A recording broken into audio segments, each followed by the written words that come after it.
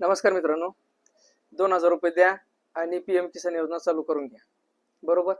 बऱ्याच जणांना हे माहित असेल की 2,000 दिल्याच्या नंतर जर नावावर जमीन असो किंवा नसो, तुम्हाला काय होणार, 2,000 रुपये पीएम किसान योजनेचे चालू होणार. त्याच्यानंतर नमोद सुद्धा हप्ता तुम्हाला चालू होणार.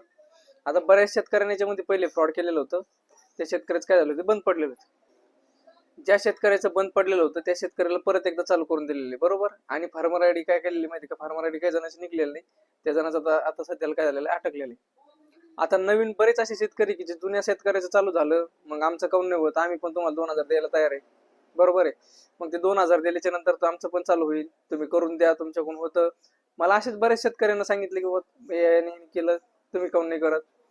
तर मी त्याला सरळ सरळ सांगितलं त्यावेळेस, बाबा हे चालू होईल, पण कदाचित भविष्यामध्ये काय होईल सांगता येत नाही. त्यानंतर सुद्धा काय माहिती का, काही कार्यकर्त्यांनी दिलं आणि चालू करून घेतलं. त्याचं पीएम किसान योजना चालू सुद्धा झाली. बऱ्याच शेतकऱ्यांनी काय केलं माहिती का, ज्याची चालू झाली त्याचं मस्त सुरळीत असल्यामुळे त्याच्यामुळे दुसऱ्या पण शेतकऱ्यांनी त्याच्याकडे पैसे दिले त्या व्यक्तीकडे आणि चालू करून घेतलं. आता चालू झाल्याच्या नंतर आता काय माहिती का, बऱ्याच शेतकऱ्याचे जे पहिले चालू होते, ज्या शेतकऱ्याच्या नावावर जमीन नव्हती, आता फार्मर आयडी मुळे काय झालेलं माहिती, ते डिटेक्ट झालेले आणि ते बंद झालेले. त्याच्यामध्ये सरळ सरळ दाखवलेले. जरी तुमच्या नावावर जमीन असली, 2019च्या नंतर तुमचं चालू झालेलं असलं, त्याचं काय झालेलं माहिती, त्याच्यावर क्लिअर क्लिअर ते रिझन लिहून आलेलं की तुमचं 2019च्या नंतरची जमीन आहे म्हणून तुमचं काय झालेलं, रिजेक्शन मध्ये आलेलं. आता मला सांगा, तुम्ही अगोदर 2,000 रुपये दिले आणि तुमचं पीएम किसान चालू करून घेतलं आणि तुम्हाला एकच हप्ता पडला, एक हप्ता पडला. त्याच्यानंतर दुसरा एक हप्ता पडला म्हणून काय झालं, तो काही 2,000 नंतर पण त्याची बोली केलेली असती. त्याच्यामुळे काय केलं, त्याची 4,000 केली, त्याला पडले किती, 2,000, आणि त्याचं रिजेक्शन मध्ये आलं. मग तुम्ही लॉस मध्ये राहणार. बरं, यदा कदाचित तुमचं डिटेक्ट नाही झालं, तुम्हाला रिझन काही नाही आलं आणि तुमचे कंटिन्यू पैसे पडत राहिले, काही दिवसांना कधी ना कधीतरी केव्हा ना केव्हा तरी ते डिटेक्ट होणार आणि तुम्हाला नोटीस 100% येणार. नोटीस आल्याच्या नंतर एक ना एक रुपये तुम्हाला परत तो करावा लागणार, म्हणजे करावा लागणार. एक जरी हप्ता तुम्हाला पडलेला असला आणि ते डिटेक्ट झालं त्याला, तर ते 2,000 रुपये सुद्धा तुम्हाला ते रिफंड करावं लागणार, म्हणजे गव्हर्नमेंटला. तलाठी खुद तुमच्याकडं नोटीस घेऊन येणार. म्हणजे याचा फायदा आहे का नुकसान आहे तुम्हीच बघून घ्या.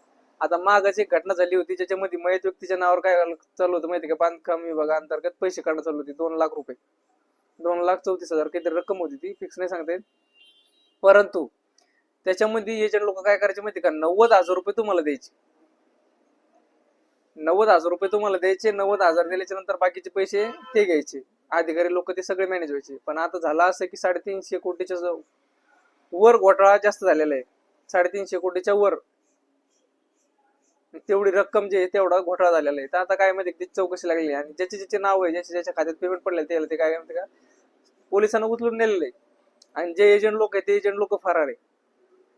पण याचा दंड कोणाला भरावा लागणार माहितीये का, ज्याच्या नावावरती फाईल झालेली आहे आणि ज्या व्यक्तीने ते पैसे उचलले त्याला ते पुरे पैसे भरावे लागणार. एजंट लोक तुम्हाला रिटर्न पैसे रिफंड देणार नाही. जरी तुम्ही एजंटला फोन लावले तर तुम्हाला ते रिस्पॉन्स देणार नाही. ते साहेब अधिकारी लोकांना दिलेली. यंत्रणा फक्त कोणाला टार्गेट करणार, तुम्हाला, आम्हाला, गरीबाला. अधिकारी लोकांना टार्गेट करणार नाही. तुम्ही नियमात बसता, परंतु तुम्हाला पीएम किसान भेटत नाही. 2019च्या अगोदरची जमीन तुमची तुमच्या नावावर झालेली आहे, परंतु तुम्हाला पैसे येत नाही. बऱ्याच जणांचं नो लँड सेडिंग आहे, त्यांनी चक्रा मारल्या कृषी ऑफिसला, तहसीलला, तरी पण त्याचं झालं नाही. परंतु ज्यांनी सगळं ओके आणि त्यांनी पैसे नेऊन दिले तिथं 2,000 रुपये, 1,000 रुपये, त्याचं काय झालेलं चालू झालेलं आहे. नेमकं मग ही यंत्रणा चुकीची कोणासाठी ठरवावं लागेल, पैशावाल्यासाठी का नेमका अधिकाऱ्यासाठी? मग इथं नेमकं शासनाला दिसत कसं नाही? जर आम्ही विमा जर भरत असलो, समजा शेतकरी लोक फ्रॉड करून आमच्यासाठी तुम्ही 1 रुपयाची योजना कमी करता, तर मग ही योजना जर समजा शासन असं राबवतं, शासनाचे अधिकारी असं करते समजा, तर मग त्याला काहीतरी दंड व्हायला पाहिजे. आणि रिअल मध्ये बरेच असे शेतकरी की ज्या शेतकऱ्याने पैसे दिल्याच्या नंतर ते चालू झालेले आहे, आणि ज्या शेतकऱ्याने पैसे नाही दिले ते शेतकऱ्याचं चालूच झालेलं नाही आतापर्यंत. 1,000 रुपये दिले की चालू होऊन जातं ऑटोमॅटिक. कोणत्या अधिकाऱ्याला भेटायची गरज नाही, काय नाही, एखाद्या एजंटला पैसे द्या, बस विषय संपला. मग ह्या कारणामुळे काय होतं माहिती का, शेतकरी तिकडे भरकटला जातो आणि पैसे देतो.